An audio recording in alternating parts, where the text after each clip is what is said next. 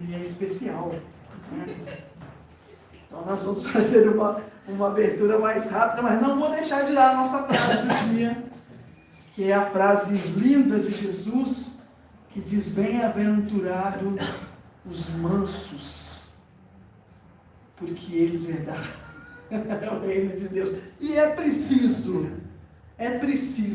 treinar mais a nossa mansuetude. A gente chega aqui, o perispírito nem chegou. Ele está lá discutindo e brincando na rua ainda. E a gente chega aqui estressadíssimo, né? Por causa do nosso dia, que é um dia pesado, carregado. E é preciso trazer mais mansuetude para a nossa vida, para os nossos atos, para os nossos pensamentos. Para a gente pensar, né? Quando a gente está com a cabeça mais quente, a gente não pensa nem para responder, nem para agir, nem para nada. Então, que seja a frase mais que cale fundo, né, para a gente. Boa noite também aos nossos internautas, pessoal que nos acompanha pelas transmissões. Hoje o Carlos vai conversar conosco. E não deixando de lembrar, quem tem alguma festinha para ir no final de semana, aniversário de um amigo querido, uma amiga querida, estamos vendendo livros. Eu já falei que convite eu vou fazer, com serviço ao meu presente. Pode dar um livro espírita de presente. Se não quer dar um livro, temos caneca, xícaras, coisas lindas que estão aí para vender e a preços bem interessantes. É só pegar ali na vitrine, ver o precinho e conversa com a gente depois para pagar pelo Pix. Ok? Vamos fazer a nossa leiturinha com a nossa querida Gil e fazer a prece depois. Boa noite a todos. A leitura do livro Vida Feliz, do Divaldo Franco, pelo espírito de Joana de Ângeles. E diz assim: agradece a Deus a tua existência, louva-o através de uma vivência sadia, exalta-lhe o amor por meio dos deveres retamente cumpridos, dignifica-o sendo-lhe um servidor devotado e fiel, apresenta-o à humanidade, tornando-te exemplo de amigo e irmão em todas as circunstâncias. Glorifica-o, trabalhando pelo bem de todos, teus irmãos em humanidade. Respeita-o, obedecendo às soberanas leis que governam a vida. Reconhece-o em tudo e em todos, mediante uma vida feliz na tua condição de filho bem-amado.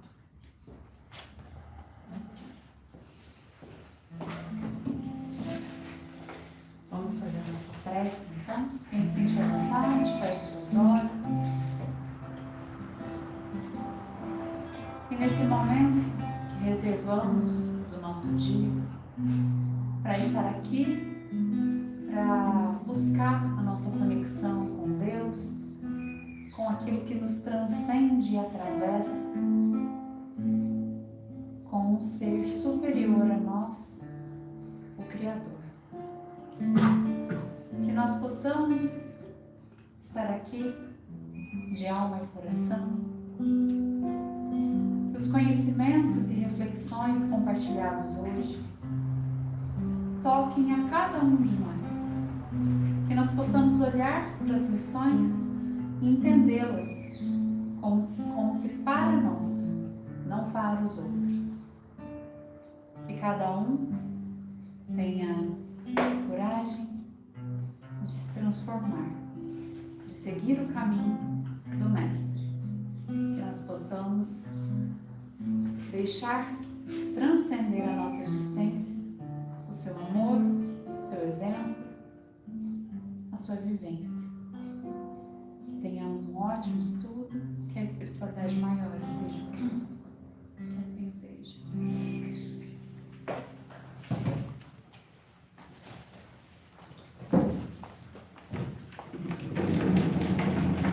Tirar o computador.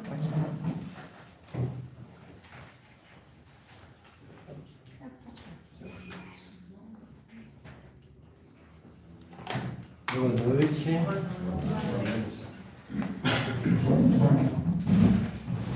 Hoje eu trouxe um tema para a nossa reflexão, que é imortalidade e aproveitamento da vida. Na minha época de criança, as mães geralmente falavam para os filhos sobre uma coisa chamada bicho-papão. Né? Não vai ali no escuro que tem um bicho-papão. Eu nunca consegui colocar forma nesse bicho-papão, né? Mas é aquele que vai papar, né? Aquele velho que vai te colocar num saco e te levar para um lugar que nunca mais mamãe vai te ver. Ou então vai levar a mamãe e ela nunca mais vai te ver. E isso se transferiu para a morte. A morte se tornou esse bicho-papão. Né? Então colocaram para a gente que a morte é uma coisa ruim, que nos leva para um lugar que ninguém mais vê e que é um castigo. Né? Até na Bíblia está o salário da morte, o salário do pecado é a morte. Né? Se a pessoa fez algo muito ruim, tem a pena de morte.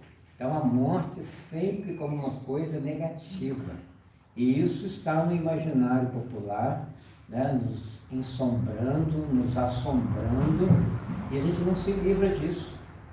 E quando a gente entra para a doutrina espírita, a primeira coisa que a gente aprende, a morte não existe.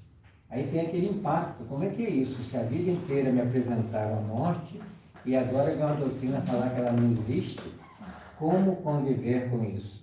Sem a morte. Não é? E aí alguém pode falar, nossa, mas como a morte não existe? Se ontem eu fui no velório de um amigo, né? Acabei de enterrar um amigo, um familiar, e na verdade você não enterrou seu amigo, você enterrou o carro dele. Né? Por quê?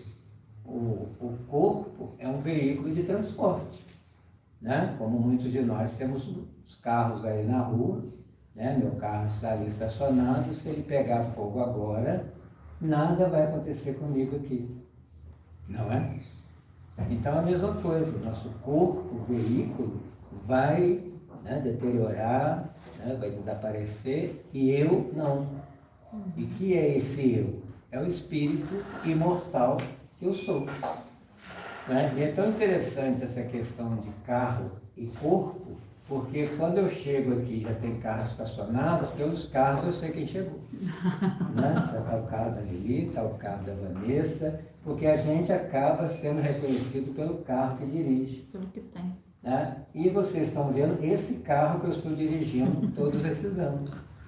Então o carro, o corpo, precisa a gente se dissociar dele para perder o medo da perda dele.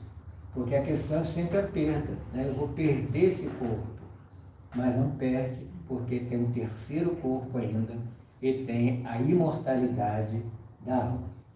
Eu achei interessante, foi legal você comentar, né, que a gente tem muito enraizado na gente esse medo. E o Rafa, que tem 11 anos hoje, ele cresceu espírita, né? Então, ele cresceu entendendo que a morte não existe, né? E isso foram conceitos muito claros para ele. Aí quando ele começou a ficar maiorzinho, eu lembro que às vezes a gente comentava com ele assim, não, porque aí fulano morreu, aí tá tendo velório. Aí ele olhava pra mim, porque ele sempre gostou de me corrigir, né? Aí ele falava assim, morreu não, quem morreu foi o corpo dele. Aí eu falava assim, o corpo dele morreu. Aí eu tinha que corrigir. Mas por quê? Porque pra ele era incoerente eu falar que a pessoa morreu porque ela não morreu. Porque ele é muito óbvio, né? Ele é muito literal. Então pra ele era incoerente, até hoje. Quando eu vou falar de alguém que morreu, eu tenho que falar o corpo da pessoa morreu, senão ele me corrige. Porque literalmente não tem sentido, a pessoa não morreu. Quem ela é não morreu. O corpo é que morreu. Isso é uma criança que foi criada sem o bicho-papão da morte. Sem. Né? Tanto é que o espírito não fala morreu, fala desencarnou. Né? Saiu desse corpo de carne e continua vivo. E não foi o espiritismo que inventou isso. Os próprios espíritos, né, vieram para falar, nós estamos vivos. Né? Quando Kardec perguntou aos espíritos o que é o espírito, é a alma daqueles que viveram sobre a terra. Né? E antes do espiritismo, o que Jesus falou para Madalena no sepulcro? Vá contar aos outros que eu estou vivo. Então a ressurreição de Cristo é para nos mostrar que se ele não morreu, ninguém vai morrer. Né? Só que a gente tem que se convencer disso.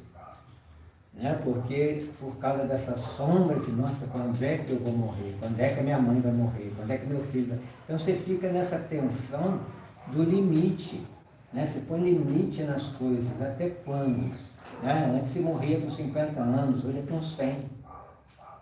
Né? Quando é que vai isso? Até quando vai isso? Né? Agora, então a gente tem que se perguntar, para mim, a morte é uma porta ou é um muro? Se é um muro, é o fim. Se é uma porta, é uma passagem para o outro lado. Né? É um ciclo que continua. Então, usando alguns conceitos de biologia, a gente pode fazer a seguinte associação. Existem aqueles invertebrados que têm um exoesqueleto, o esqueleto deles é do lado de fora, né? O gafanhoto, né? A barata, e ele não cresce. Então ele tem que sair do exoesqueleto, ficar ali, né? Meio transparentezinho, quando tiver baratinha branca, transparente, para fazer um novo exoesqueleto para continuar o crescimento.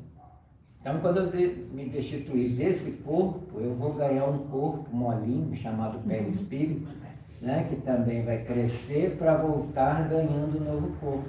E esse ciclo se repete infinitamente. Mas nós não estamos acostumados com essa palavra, infinito. O que é uma coisa que não acaba? Tem na nossa cabeça? Né? Você está aqui, já olha para o relógio. Até que horas que eu tenho que falar? Né? Que horas que ele vai parar de falar? Né? Que horas que anoitece? Que horas... Então, o tempo inteiro a gente está dando fim nas coisas. Aí chega o Espiritismo e fala, não tem fim. Como é que eu convivo com uma coisa que não tem fim? Né? Então, sempre pensar que o que não tem fim é isso que eu sou. E o que eu sou? O que eu penso e o que eu sinto. Né? Então, os Espíritos disseram na questão 83 que os Espíritos não têm fim. Mas como nós temos uma inteligência limitada, a gente não consegue abarcar e alcançar essa infinitude da vida. Mas nós já estamos nela. O que fazer, então? O que fazer com a imortalidade? Essa é a pergunta para a gente conversar. Nossa, que profundo. Não é assim que funciona. Se a pessoa perguntar, né, quando que eu vou morrer? A resposta é? Nunca. Nunca. E se eu não vou morrer, eu vou continuar evoluindo. Até quando eu vou evoluir? Sempre. Né? Mas aí você pode perguntar, mas e Jesus? Ele não é o mais perfeito que pisou a terra, na questão 625 do Livro dos Espíritos? Jesus continua evoluindo?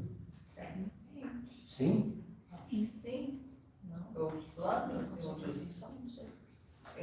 Porque ali os Espíritos responderam a Kardec que ele é o mais perfeito que pisou Na na terra. É só olhar para cima que a gente vê que não tem só terra, e como tem planetas superiores à Terra, Jesus continua evoluindo. E como a gente é infinito, não teria Também sentido ele estamos- chegar num patamar máximo de perfeição. Se é infinito, não tem fim. Né? Aí você pode perguntar, então o que Jesus está aprendendo? Aí a resposta é, não sei. Deus, sabe Deus. Claro, né? Eu nem sei tudo que ele sabe, que dirá agora que ele está na pós-graduação. Não, e a gente não consegue nem compreender as atitudes dele quando ele esteve aqui. Imagina Ele o nem que era ele muito aprende. evoluído. Não é nem questão dele ser muito evoluído, mas tipo assim, ele não pode mostrar tudo que ele era, porque ele estava aqui, né? Falando a nossa Contido língua, pelo não nosso podia mundo nem- terrestre. Né? É. Usando o nosso esqueleto, o nosso É. braço, né? Que agora eu Pensando- descobri que eu sou uma barata. Sim, e pensar que ele era o co-criador do nosso planeta, né? E aí ele veio e encarnou como a gente, né? É muita... Nossa! Não, não é barato. Nossa! Agora vambora. Mas é igual o Chico Saúde. Ai, Ele está cumprindo com a sua obrigação sem reclamar. A gente é um barato que reclama. Até da barato. Até da barata. Né? Então, perguntar o que Jesus está aprendendo é perguntar para a criança que acabou de estar na escola o que se aprende num doutorado. Não tem noção. Né? Agora, qual é o roteiro, então, para a gente caminhar nessa evolução sem fim? Para o ocidental se chama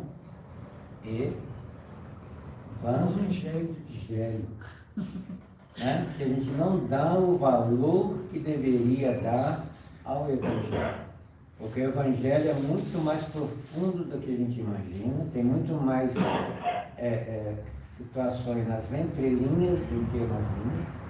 Tanto assim que Emmanuel, né, o mentor de Chico Xavier, que é o nosso teólogo espírita, de tanto que ele conhece o Evangelho, ele tem os seus momentos de um grupo para estudar o Evangelho na espiritualidade. Aí vem outra pergunta: o que é que o Emmanuel precisa aprender do Evangelho? Não é? Então tem muito, a profundidade da vida é cada instante a gente aprender algo novo, nunca bastar. Não, já aprendi tudo, já estou velho, já sei tudo, não preciso estudar porque eu já tenho profissão, já estou aposentado. A gente limita a nossa vida e sofre. Né? Porque se hoje as pessoas estão indo até 100, né, o que eu vou fazer nos meus próximos 30, 40, 50 anos? A mesma coisa de todo dia vai dar tédio, depressão, morrer antes da hora. Então, a infinitude da vida é para aprender. Né? E começa com o Evangelho. Chico Xavier e Divaldo Franco liam o Evangelho todos os dias. Por quê? Porque precisa aprender alguma coisa ali que numa primeira leitura, numa segunda leitura, na terceira leitura a gente não consegue. Não é só juntar palavras, né? Existem vários grupos de estudo, Evangelho Minucioso, né? Que a Alba é uma das coordenadoras, Evangelho de Vivo, tem vários grupos de estudo só para a gente se debruçar sobre o Evangelho e retirar o espírito da letra. O que é que Jesus quis dizer com essa frase, com essa palavra, nesse contexto? E o que é que ele quis dizer para mim hoje? O que ele quer dizer para mim hoje? E aí tem a resposta que a gente procura. Agora, se a gente vai obedecer a sua fala, aí ela vem de cada um. Pô, Carlos, até porque a gente aprende o que a gente, no nível que a gente está, né?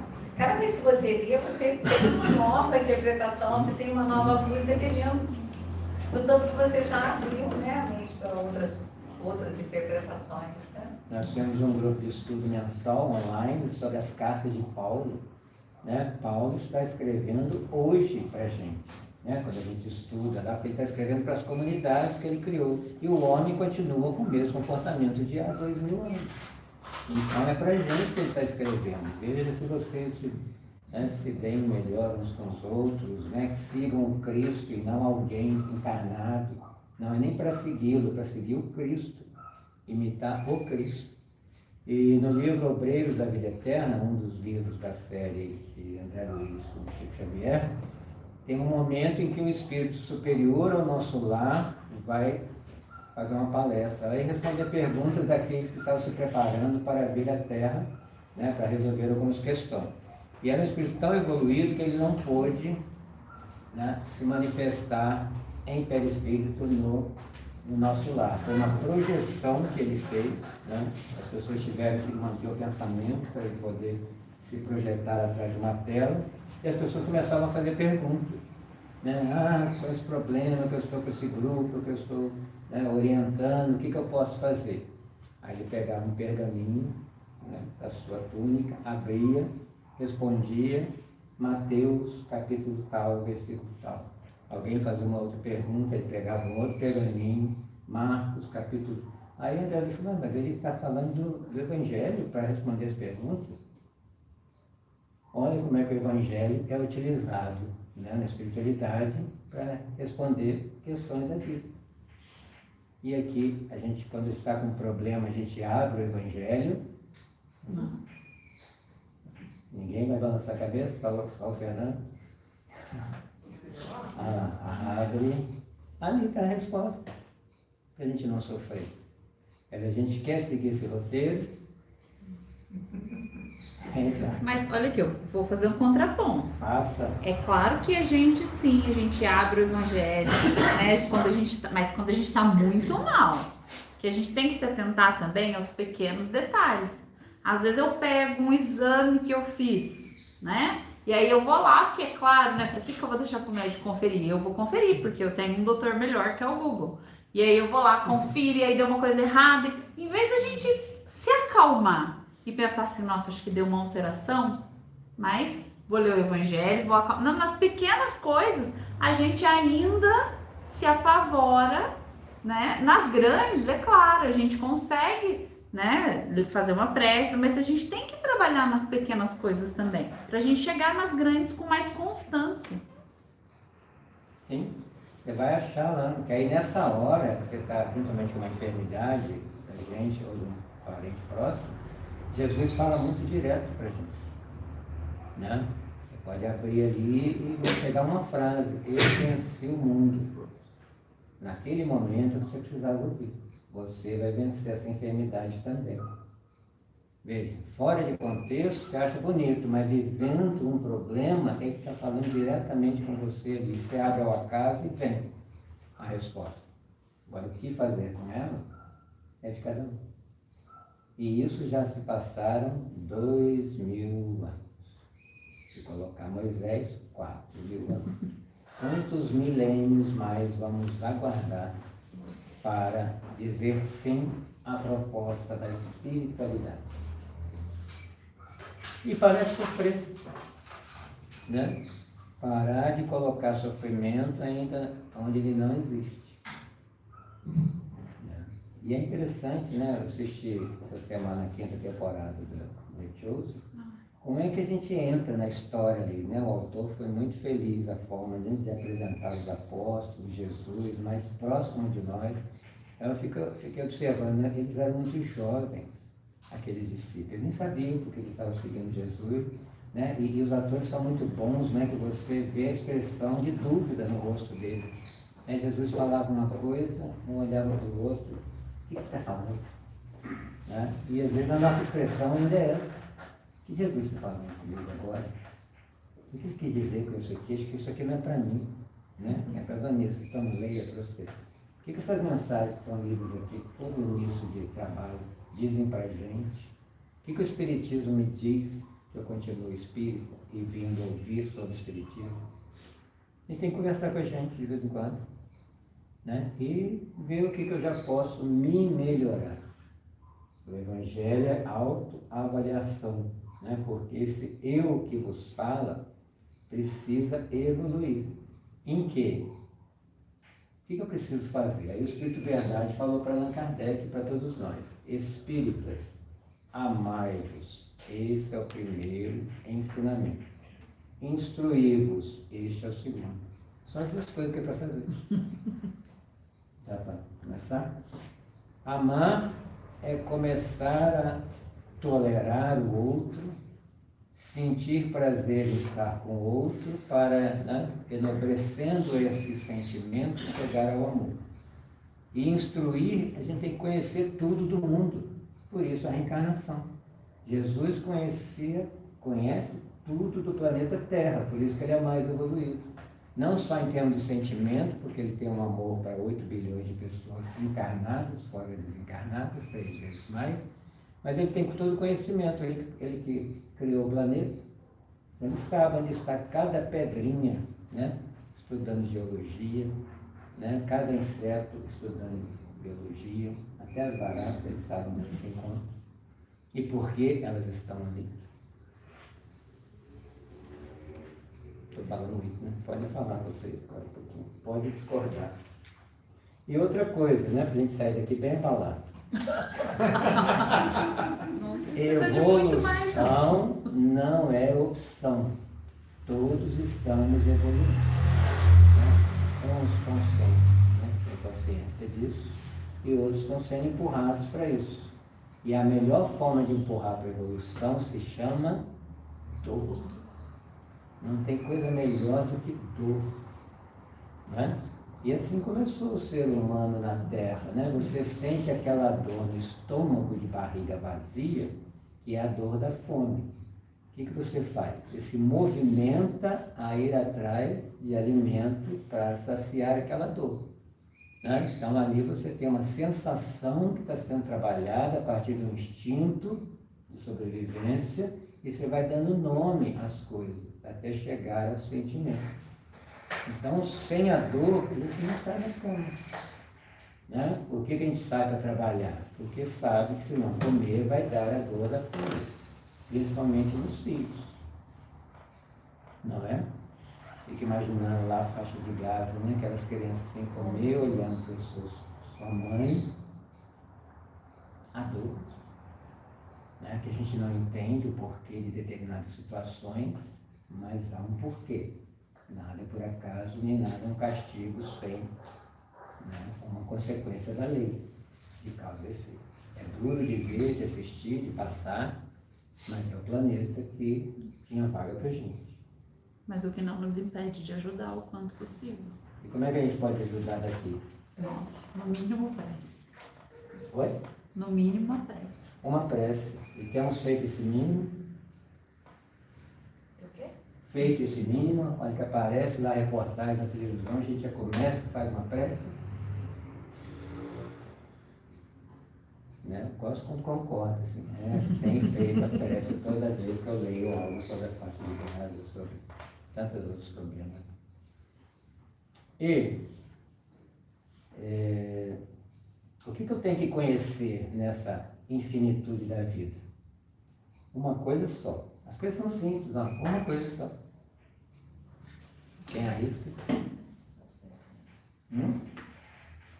Ah, Se conhecer. se conhecer, exatamente. Né? O que eu tenho que me conhecer nessa vida sou eu mesmo. Porque em mim estão todas as respostas e estão todo o comportamento do mundo. Que eu gosto e o que eu não gosto. Estão em mim. Por isso que Joana de Ângeles, pelas mãos abençoadas de Divaldo, escreveu 16 livros para falar de uma coisa só. Autoconhecimento. Né? E no templo de Delfos, no templo de Apolo em Delfos, estava escrito o quê? Conhece a ti mesmo, que Sócrates pegou como seu lema de conhecimento. E quantos por cento você já conhece de você mesmo? E como é que a gente se conhece? Né? Você mataria alguém? Não? Não sei. Agora não. Dependendo da situação, sai o assassino que está aí junto e resolve a questão. Olha como a gente não se conhece. Só frente aos desafios e às situações. Por isso que a gente não pode julgar. Se eu estivesse na situação daquela pessoa, eu viraria uma pessoa em situação de rua. Eu não conheço a história dela. Né? De repente a decepção foi tão grande que ela saiu andando e não sabe voltar. E nem sabe de que cidade que é. Quem nunca teve vontade, num problema, de sair andando sem destino? Alguma coisa te segurou. Esses que estão na rua não frearam. E a gente se vê no direito de julgar. Olha como é que a gente é legal. Né? A gente faz coisas legais. E já que... Não, pensa assim, hoje a Não. gente faz coisas mais legais do que antes. Por mais que não sejam tão legais. Fazemos coisas legais. É, você não chegou nessa parte ainda. Evolução, né? E como é que o centro espírita pode nos auxiliar? O que a gente vem fazer aqui? É aqui que existe um centro espírita. Ele oportuniza, né? Ele oportuniza. Ele me dá oportunidades. Do estudo, do amor, dos dois mandamentos maiores. Em primeiro lugar, o centro espírita é uma escola. Né? Aqui a gente vem falar de evangelho. Aqui a gente vem falar de doutrina espírita, dentro do que os espíritos apresentaram a Allan Kardec sobre o lado de lá, que é para onde a gente já está voltando. A gente não está ainda, porque a gente tem essa ideia, né? Daqui para a espiritualidade. E não é, é de lá para cá. Eu vim de lá e agora eu volto para lá. Eu só dei uma passadinha aqui para experienciar coisas da matéria. Só que como eu só tenho essa visão daqui para lá, eu fico segurando aqui e não quero ir para lá. Mas eu não estou indo, eu estou voltando para lá. Né? Aqui então é essa escola para a gente poder aprender a teoria e juntos desenvolver alguma prática no bem. Né? É uma oficina que vai nos reformar, por isso a reforma íntima. É um templo, porque é a nossa religião que nos liga a algo maior do que a matéria. E é um hospital de almas encarnadas, que somos nós, e desencarnadas, que estão entre nós. Porque não é porque a gente desencarna que fica tudo bem. Não vai ficar tudo bem. Fiquem sem dormir hoje, pensando nisso. Né? Porque se eu não me melhorar aqui, não vai ser do outro lado. Não é uma pessoa que fala assim, quando eu aposentar eu vou fazer isso, aquilo outro. Se não começar, vai só aposentar. E continuar sem vontade de fazer nada. Não começou. Então não esperar lá na frente, o momento é agora. Né? Não tem ontem, que acabou, e amanhã, quando chegar, vai ser presente. A única coisa que a gente tem é presente. Aproveitemos o presente, façamos alguma coisa boa. Para quem? Para a gente mesmo. Né? Se Jesus é o modelo e ele só serviu, para que eu sirvo? Se não para servir. E o que eu ganho com isso? A maioria pergunta. O que eu ganho em ser bom? Quem tem resposta, valendo. Faz para descobrir. Oi? Faz para descobrir, faz que você gosta. Mas fazer o bem faz com que a gente ganhe a oportunidade de continuar fazendo bem. Né? Mais trabalho. É. O que os espíritos superiores estão fazendo? O que o Chico Xavier está fazendo agora? Deitado na rede, não meditou? Aliás, quando você abriu a palestra dizendo que quando a gente se torna espírita, porque raros são os Rafas que nascem espíritas, né? Que o maior choque que a gente tem é descobrir que a morte não existe, não foi o meu caso, porque de alguma forma eu já sabia da reencarnação, talvez por lembrar alguma coisa da espiritualidade, ou até mesmo por já ter ouvido isso em outras vidas e tal. Meu maior choque foi descobrir que a gente não descansa nunca, que a gente vai trabalhar no resto da vida. Eu falei, ai não, mas nem depois da morte. Não, nem depois da morte. Ai, meu Deus do céu. Ficou sério. Mas quando a gente faz o que gosta, a gente não sente Isso não cansado. tá bom. Né? A gente quer fazer mais. Pergunta para uma Fernanda Montenegro se ela quer descansar. E olha que gravar um filme, uma novela, não é fácil. E repete. Ela está ali. Né?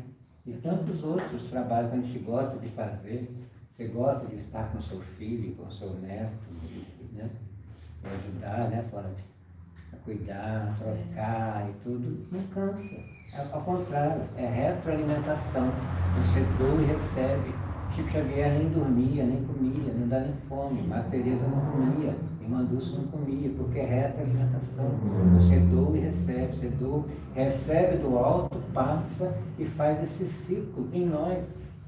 Agora a gente quer se dar o luxo de não fazer nada, cria traça, né? Enferruja, apodrece e cansa. Às vezes é falta até de experimentar mesmo. Como a Vanessa falou, começa. Porque aí você vai tomar no gosto, né? Sim, Cuidar é sim, bom, tem que tomar cuidar gosto é pelo bom, trabalho é bem. gratificante, né?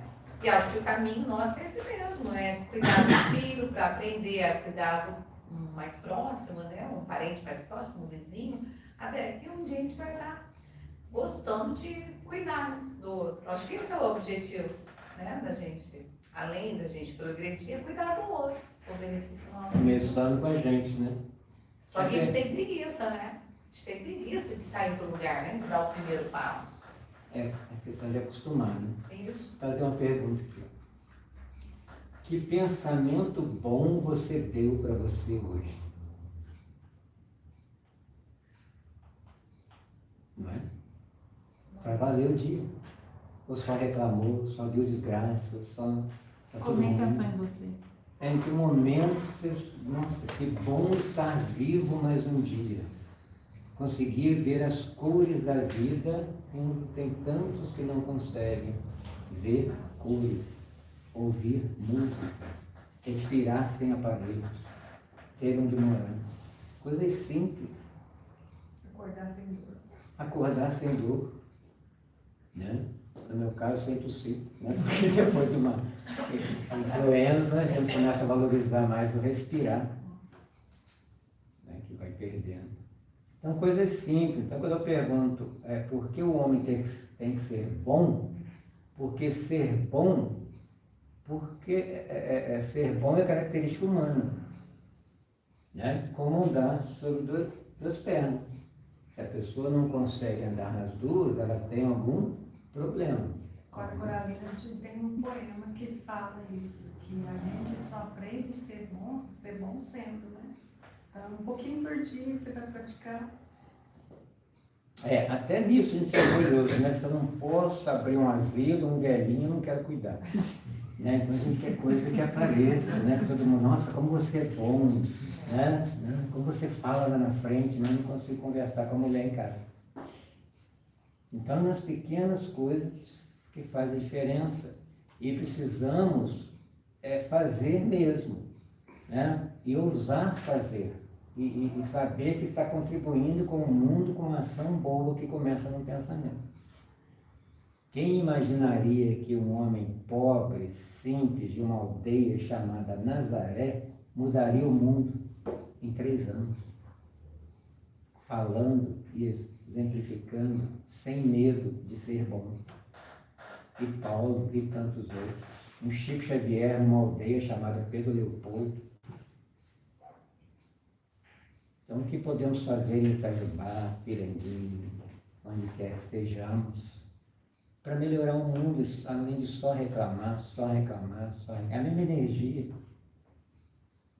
Precisamos exercitar. A gente vem aqui, né? A gente tinha as tarefinhas da semana, mas a gente pode se impor uma tarefa.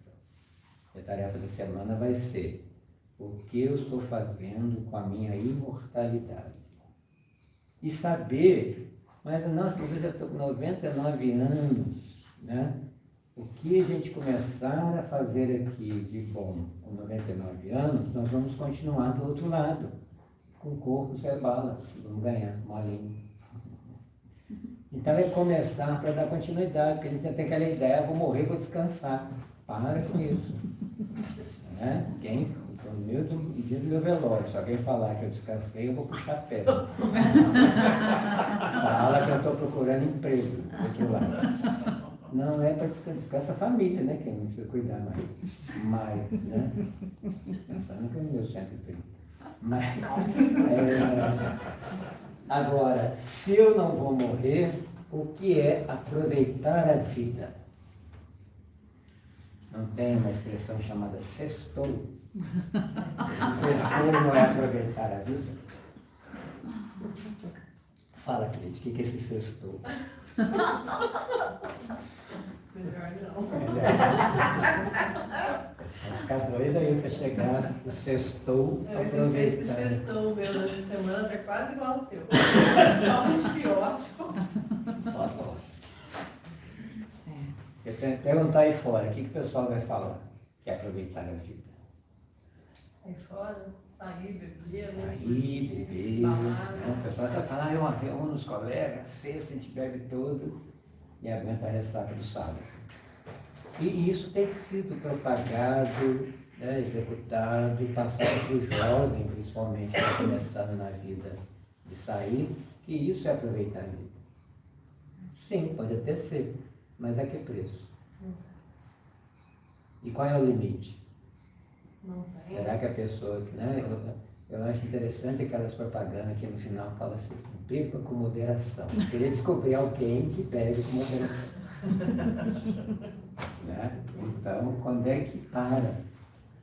E a gente tem visto aí, né, pessoas que saem para aproveitar a vida, saem de madrugada, né, dirigindo e atropela com o seu lindo Porsche aquele familiar, né, pai de família que estava saindo do seu trabalho, na sua bicicletinha, e alguém que estava aproveitando a vida, né, não sabia que quando bebe, não deve dirigir. E para o Espírito, que é aproveitar a vida, nós vamos lá no Evangelho segundo o Espiritismo, capítulo 5, Bem-aventurados os aflitos, que o Espírito de Delfina de Girardin vai dizer que a desgraça real não é a miséria, não é a falta de gás para você cozinhar, não são as dívidas e os boletos de cada dia, não é a morte de um filho, não é uma traição, não é nada disso que a gente chama de desgraça. Na verdade, a desgraça é uma festa, é o sextou, pelas consequências que podemos, né, que podem advir daí. Né? Como essa que eu falei, alguém que atropela o outro, né? Aquela menina que fica com vários homens bonitos no carnaval, depois não sabe quem é o pai da criança, que tem muito acontecendo isso. Ou contrai um HIV que não vai mais sair do corpo. Então, olha as consequências de um momento de sextou. Né? Enquanto que o que a gente vê como desgraça na lei de causa e efeito, a gente está ressarcindo dívidas e crescendo diante do problema. O problema é para crescimento do espírito. É outra coisa que colocaram na nossa cabeça também. Problema é coisa que tem que ser retirado. Não, é para ser enfrentado. Então, na nossa oração não é para falar, né? Deus, tira esse problema de mim. Não, me dê forças para superá-lo, porque se veio para mim, eu consigo superá-lo, com a sua ajuda.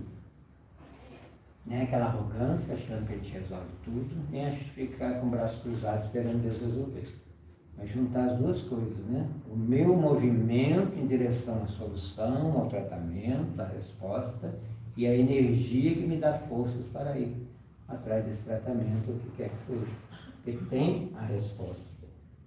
Né? Então, a miséria está mais nas consequências dos fatos do que nos próprios fatos. E algo que precisamos desenvolver, que é uma palavra também que eu aprendi no Espiritismo, resignação. Aceitar o que faz parte do meu planejamento sem revolta.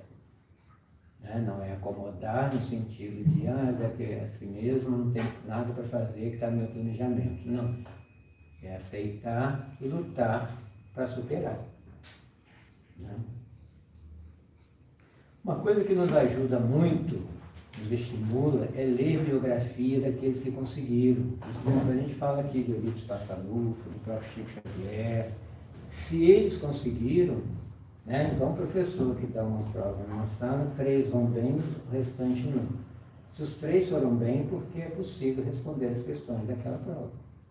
Então, se existem espíritos que passaram por aqui com as mesmas dificuldades que todos nós e venceram, são os estímulos para a gente vencer também. Seguindo o mesmo caminho. O que eles fizeram para vencer? Não é? Então, temos que saber, né, dessa biografia para que eles possam nos dar força. E terminando com exemplos de que é possível. Vamos imaginar um rapaz de 17 anos, forte, ele gostava de futebol, mas estava querendo entrar num time profissional para jogar a bola. E ele, né, tirava sua camisa, frente ao espelho, né, batia no peito, eu sou o Tarzan, né, alto, forte. E aos 17 anos ele descobre uma doença, né, artrite reumatoide, que vai paralisando todos os seus membros e o colocam de cama. Né? O que você pensa no rapaz, né? Aos 20 já estava totalmente paralisado numa cama. Perdeu a vida ou dá para aproveitar a vida? Mas comum é pensar que perdeu a vida. Perdeu a vida, né? Não vai conseguir fazer ficar de cama o resto da vida. Né? E aí ele pediu um presente, um telefone. Na época telefone mesmo. Tá? Então, né, com esse telefone, ele construiu creche, centro espírita e administrou da cama. Fazia palestras, né, no Brasil todo, sendo levado por uma Kombi. Mais à frente ele ficou cego, das duas vistas, e com um bom humor, né, falando de Jesus, falando da vida, gostando da vida. Jerônimo Mendonça era o seu nome, de Ituiutaba, e um dia perguntaram para ele o que é ser feliz para ele. Ele falou que para ele seria virar de lado, porque ele só ficava nessa posição, deitado, a perna não esticava, né? Ficava, né, com a perna ali, 27 anos. E aproveitou a vida. Por quê? Fez o bem, independente do carro. O carro, né, estava limitado, o motorista não. E ele dirigia centro espírita, pedindo, né, doações e fazendo ali. E numa família grande, pobre e complicada, ele era o único espírita. Então veja que ainda por cima não é fácil a família o que a gente vê. Né? Imagine um rapaz que conseguiu estudar em Oxford e formar direito. né? Agora eu vou ser um advogado formado em Oxford. Mas um dia ele foi expulso do vagão de primeira classe porque ele era de cor escura, né? E a partir disso ele resolveu lutar contra essa segregação racial no seu país e se tornou o Mahatma Gandhi, né? Onde ele poderia ser um advogado de sucesso, aproveitar a vida, ganhar dinheiro, ele resolveu defender a paz. Ele não foi contra a guerra, ele foi a favor da paz. É diferente. Porque quem é contra a guerra, às vezes vai com arma para combater a guerra, como a gente vê por aí, né? Vamos dar mais dinheiro para mais arma para outro país para vencer a guerra. E quando você fala da paz, você não fala da guerra, né? Imagine uma mulher que resolveu ir para um convento onde ela tinha uma boa alimentação, um bom abrigo, né? Suas orações, tudo que se faz no convento.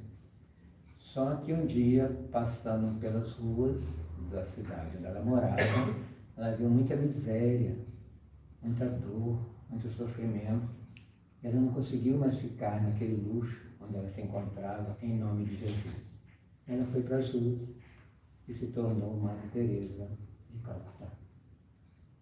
Imagina um rapaz que era filho da família mais rica da cidade. Então ele saía com os colegas, andava a cavalo, né, curtia a vida, até que ele começou a se incomodar com pessoas com problema de pele, que à época eram chamados de leprosos. E ele começou a cuidar e começou a querer servir aquele que ele conheceu no Evangelho. E deixou toda a riqueza da família para se tornar um pobrezinho de Assis, chamado Francisco, e ainda convenceu uma outra menina rica da cidade, chamada Clara. Olha quantas pessoas aproveitando a vida, né? E poderiam, com o dinheiro, fazer diferente. E nós temos no Evangelho vários exemplos.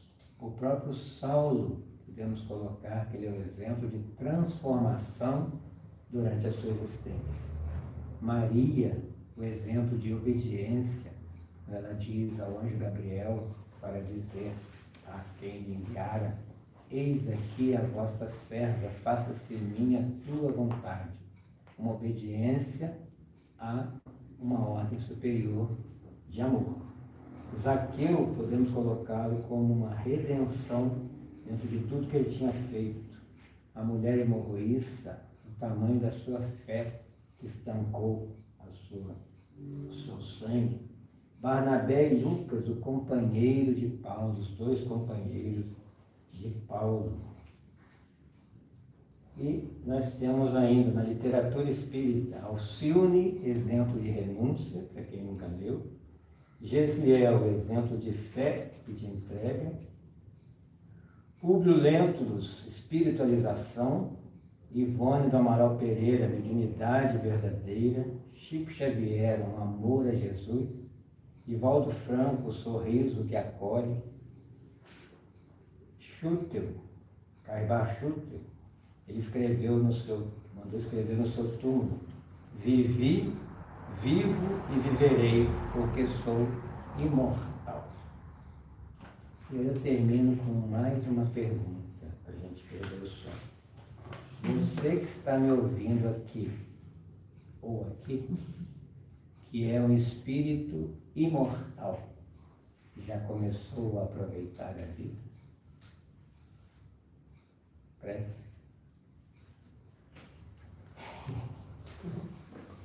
Essa perguntinha da tarefa para levar para casa.